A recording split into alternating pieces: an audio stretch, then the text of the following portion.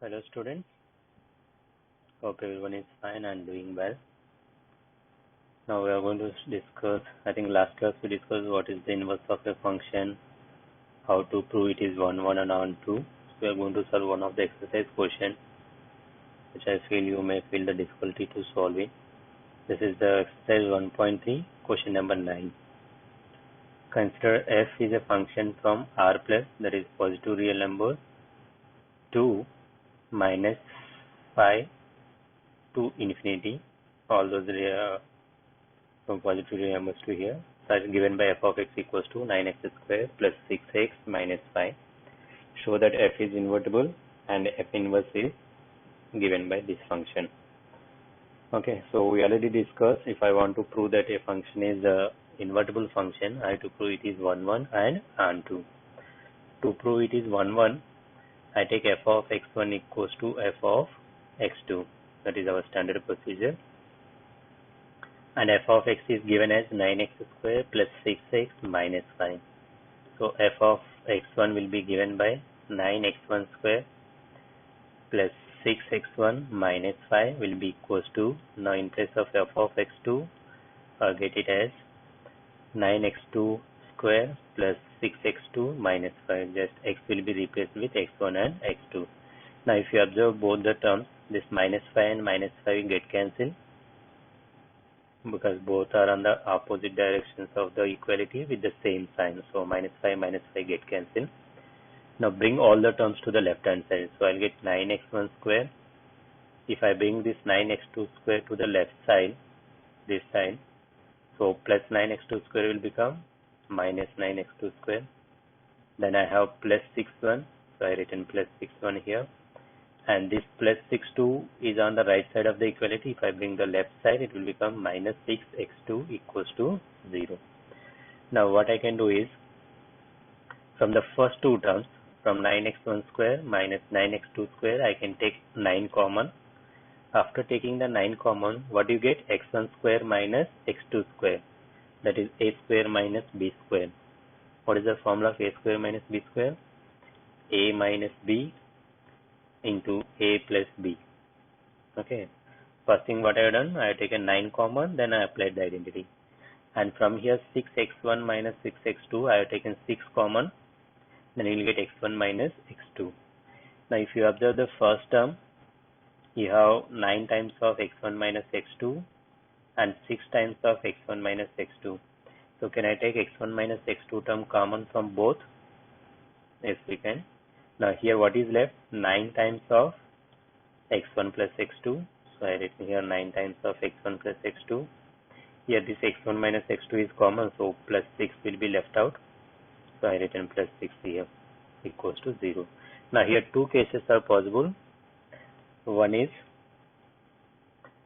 x1 minus x2 equals to 0, or second case is 9 times of x1 plus x2 plus 6 will be equals to 0. So I can conclude that this term cannot be equals to 0. So then I have to take x1 minus x2 equals to 0. So x1 minus x2 equals to 0. Hence I get it as x1 equals to x2. Okay. So I think that's what you have to prove, right? F of x1 equals to f of x2. Then I'll get it as x1 equals to x. So images are equal. If images are equal, then the corresponding elements are also equal. That is the standard procedure to prove it is a 1, 1, right? Therefore, f, that is function f, is 1, 1 function. Okay. Now you may ask, why can't it be 0? Okay. So if it is equals to 0, let me explain you why this cannot be 0. I'll solve it as a somewhere rough work. Yes. If I take this equals to 0, the next step which you get is,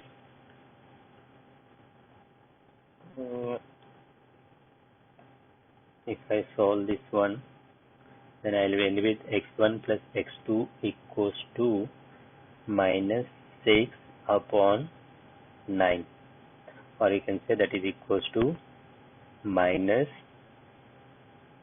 2 upon 3.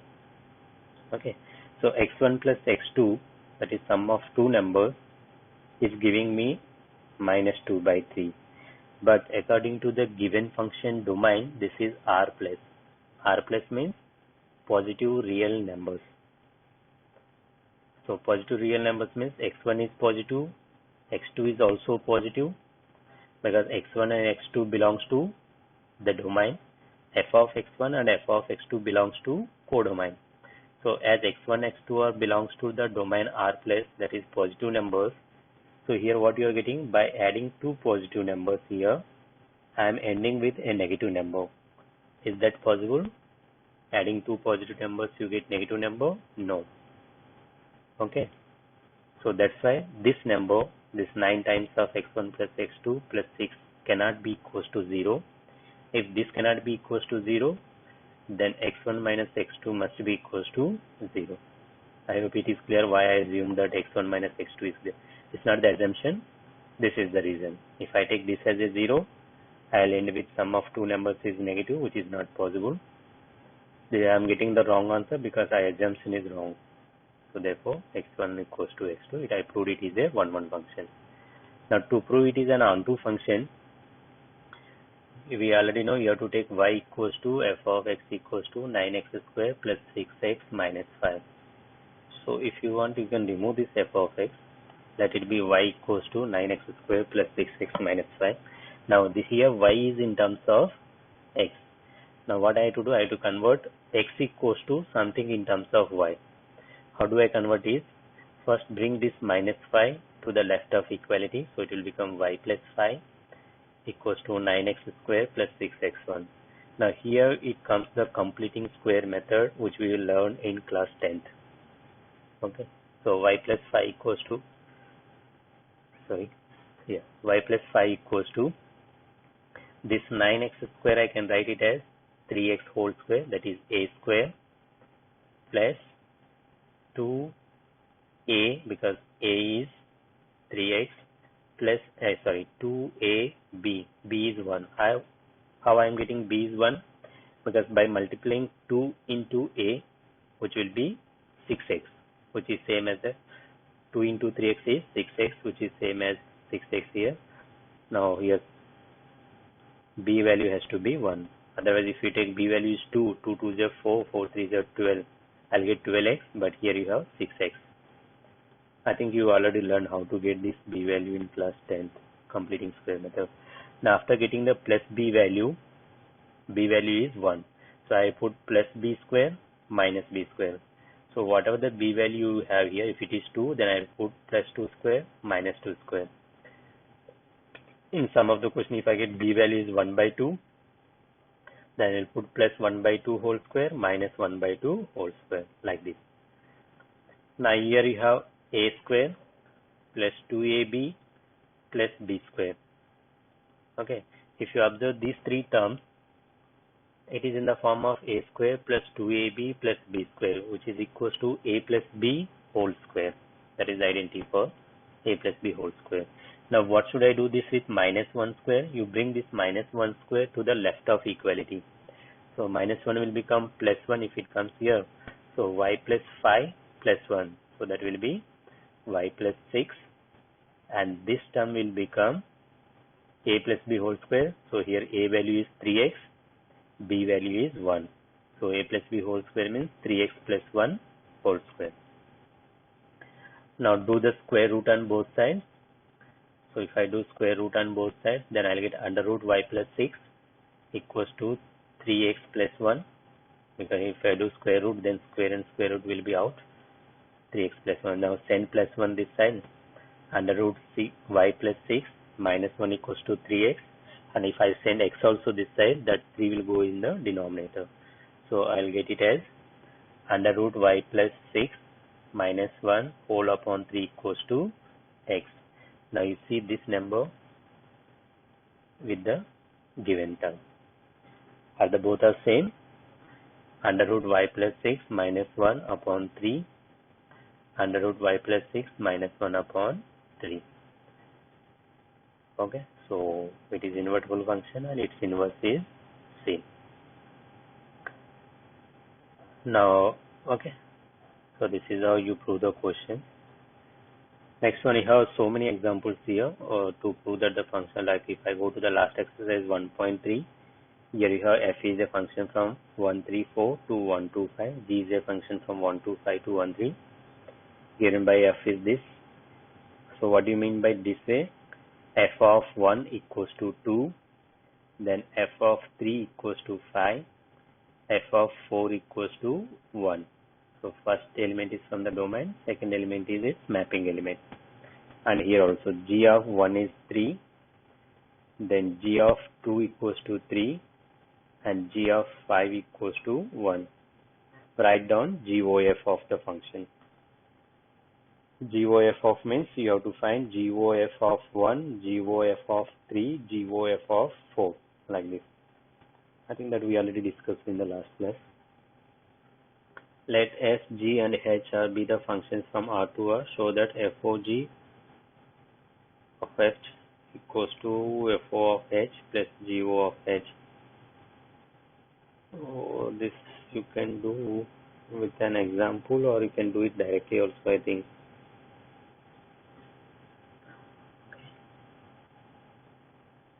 Now what else you have? You have f of x is mod x, g of x is mod 5x minus 2. Then you have to find FOG and GOF. Okay, so here also it is given. All the questions are easy. I thought that question number 9 will be little bit difficult. You may ask, how do you get this one? You take this f of x is given as x upon x upon x plus 2. So take x upon x plus 2 equals to y. Okay, then you simplify x equals to in terms of y, then you will get 2y upon 1 minus y. Even this is also, you can get it over here. So if I take y equals to x square plus 4, then I get y minus 4 equals to x square, then x equals to under root y minus 4. You got it directly, y equals to under root x minus 4. Okay. Yeah. So I think no other functions or questions are difficult to solve. Yeah, one more thing. Next topic is binary operation, but it is there in your NCERT book, but CBSE since last year they removed this concept binary operation topic from the syllabus. So we are not going to discuss this binary operation. Okay. So you can exclude this binary operation topic from the syllabus. That is, there is no exercise 1.4 in our syllabus. Now you can start all the miscellaneous questions, if any, related to functions and inverse of the functions and all. If any difficulty, please let me know. Okay. Thank you. Have a nice day.